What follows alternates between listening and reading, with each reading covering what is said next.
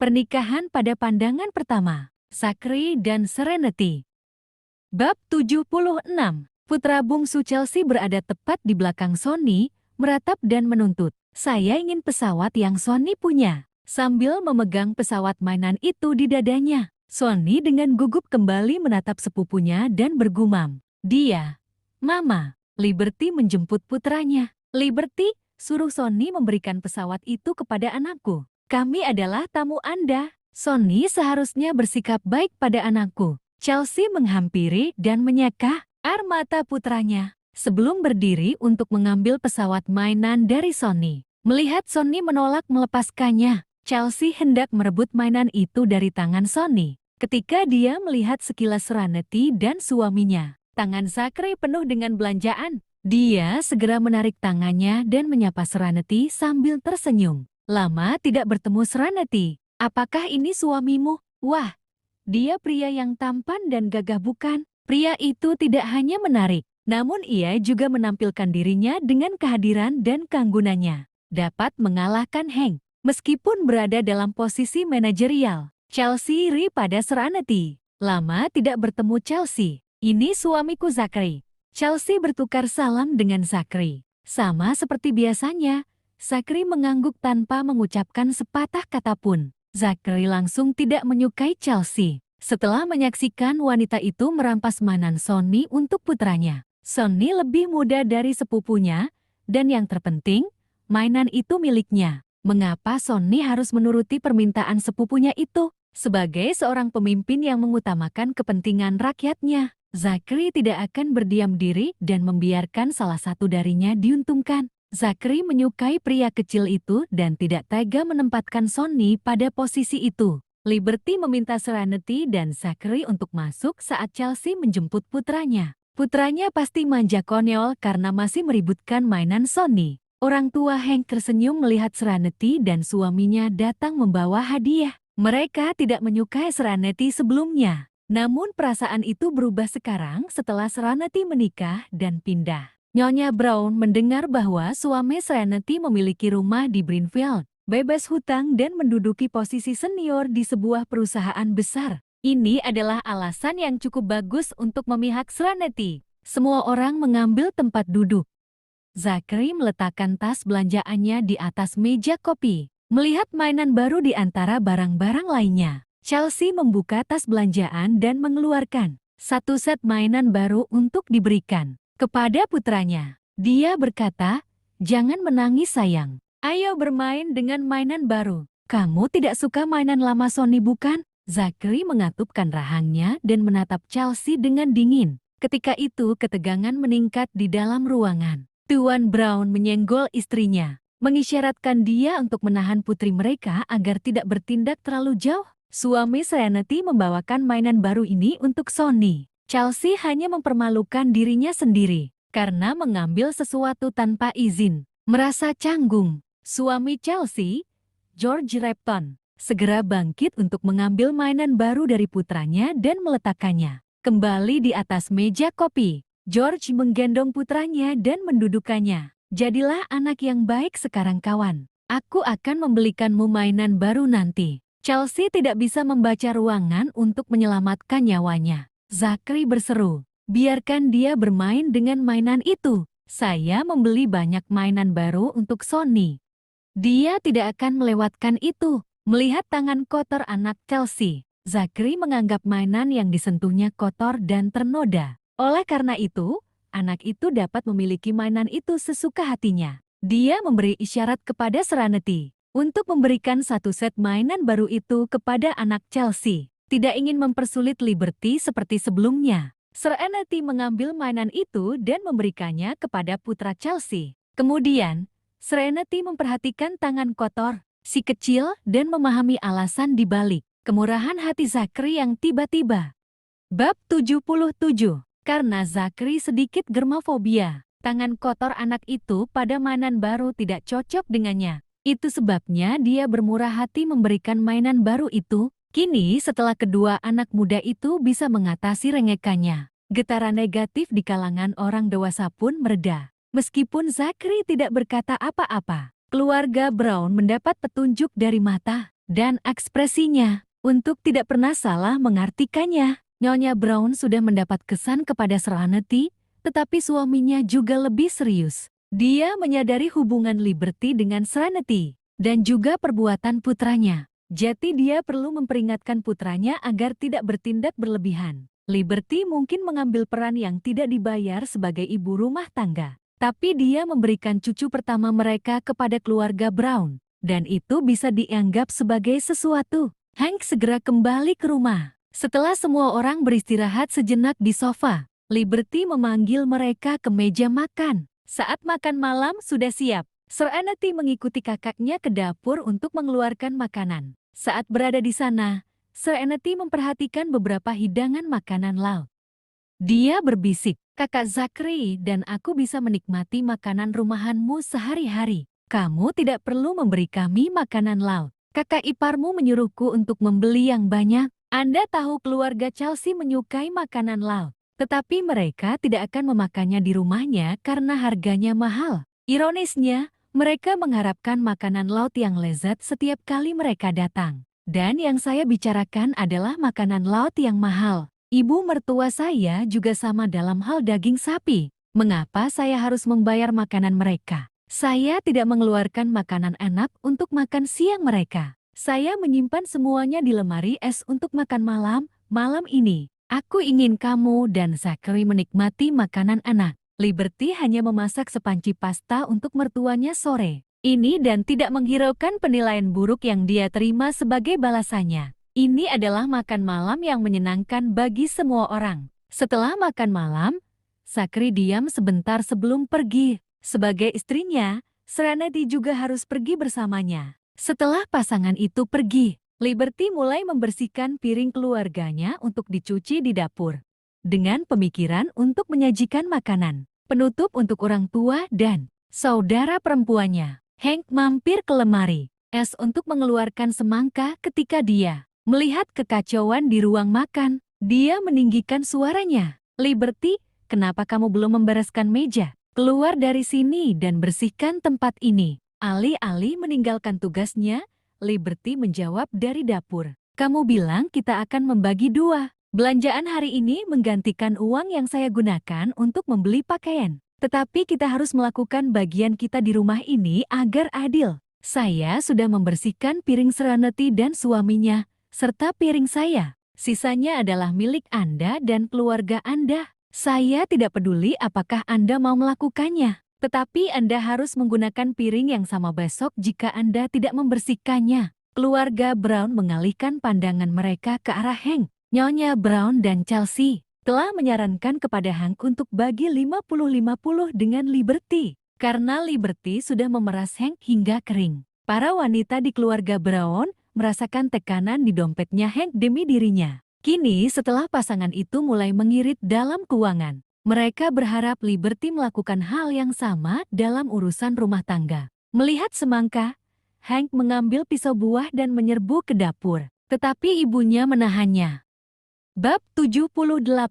Liberty, Hank harus pergi bekerja setiap hari untuk mendapatkan penghasilan untukmu dan Sonny. Pekerjaannya bisa jadi sibuk dan melelahkan. Sebagai istrinya, kamu harus merawatnya. Bagaimana kamu bisa menyerahkan pekerjaan rumah kepadanya? Hank hanya menahan setengahnya, agar kamu tidak mengeluarkan uang terlalu banyak. Mengapa kamu harus meributkan segala hal kecil dengan suamimu? Cepat bersihkan mejanya. Jangan membuat Hank marah. Sudah cukup sulit dia harus bekerja keras, jadi tunjukkan pengertiannya. Chelsea mendukung pemikiran ibunya. "Iya, seolah kamu tidak tahu bagaimana rasanya. Yang kamu lakukan hanyalah menjaga Sonny di rumah sambil menghabiskan uang Hank. Kamu berani menyuruh Hank bekerja di rumah." Liberty meninggalkan dapur dan menghampiri sepeda mainan anak-anak itu untuk menjemput Sonny. Dengan wajah kosong, dia menjawab, "Saya tidak mempunyai pekerjaan atau sumber penghasilan. Saya hanya bisa mengandalkan Hank karena saya seorang ibu penuh waktu. Namun, dia mengharapkan saya membayar setengahnya. Jadi, apa ini? Baik, aku akan membayar setengahnya, tapi dia juga harus melakukan pekerjaan rumah tangganya.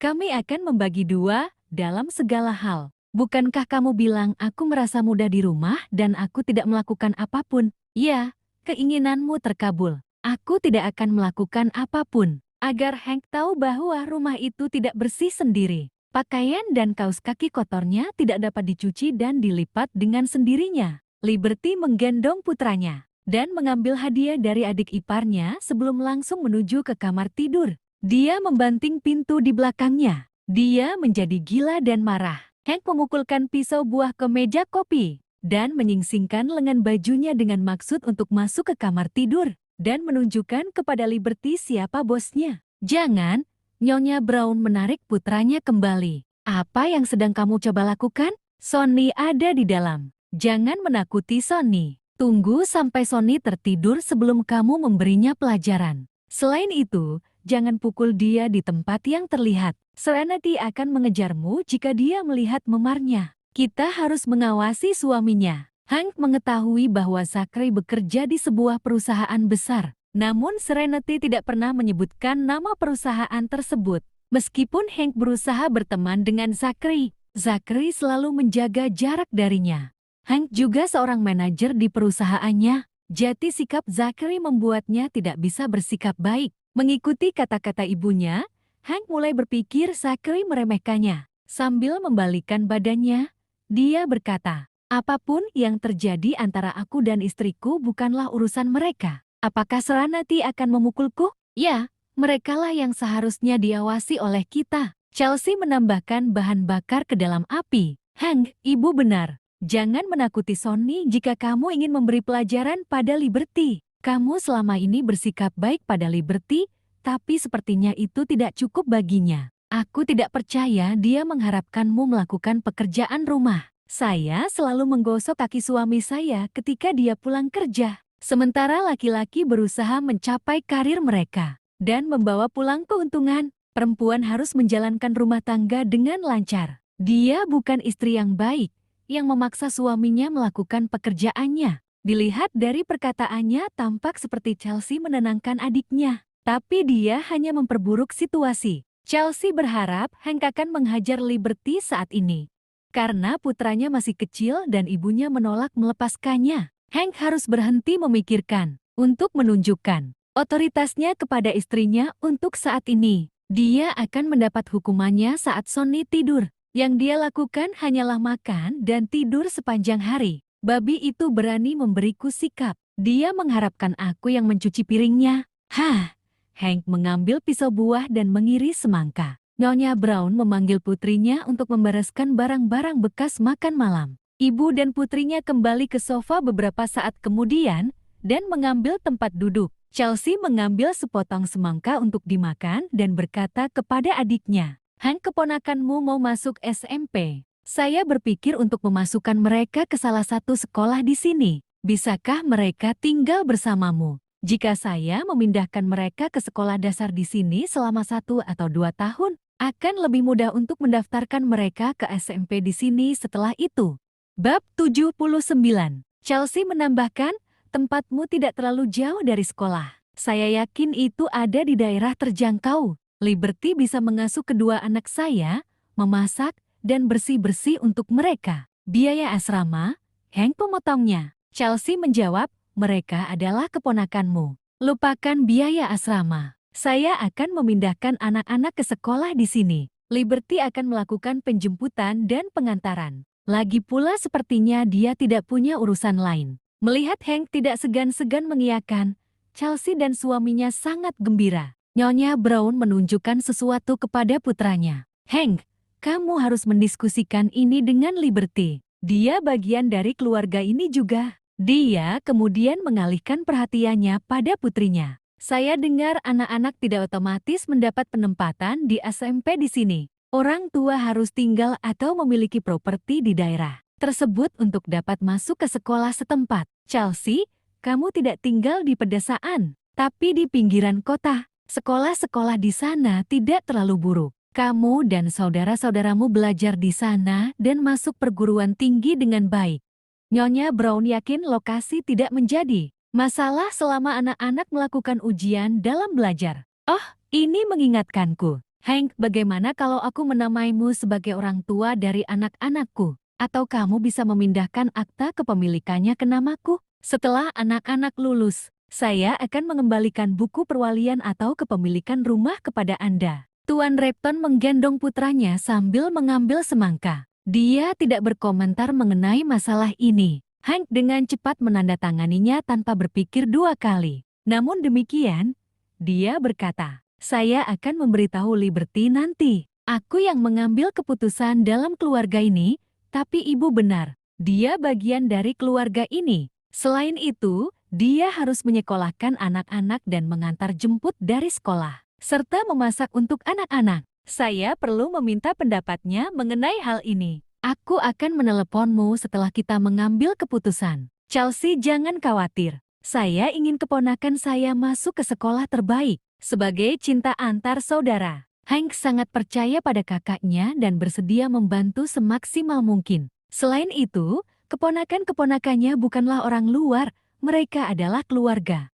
Chelsea tersentuh oleh kebijakannya. Beralih ke nada yang lebih ringan, dia membujuk Hank, "Jangan marah pada Liberty. Pertengkaran pasangan adalah hal yang wajar. Anda telah bersama dan jatuh cinta sejak kuliah. Demi Sonny, biarkan saja. Dia takut jika memicu pertengkaran di antara pasangan itu, akan menjauhkan Liberty dari memasak dan menjaga anak-anak. Itu akan menggagalkan rencana Chelsea untuk menyekolahkan anak-anaknya ke rumah adiknya. Chelsea harus berbohong ketika meminta bantuan." Tuan Brown menimpali, "Hank, kakakmu benar. Jangan seenaknya membicarakan tentang pemukulan terhadap istrimu. Duduklah dan bicarakan semuanya. Jangan mengambil jalur kekerasan. Lihatlah aku dan ibumu. Kita sudah menikah bertahun-tahun, tapi aku belum pernah menyentuh ibumu." Hank menggerutu, "Itu karena ibuku yang terbaik. Liberty tidak bisa dibandingkan dengan ibu.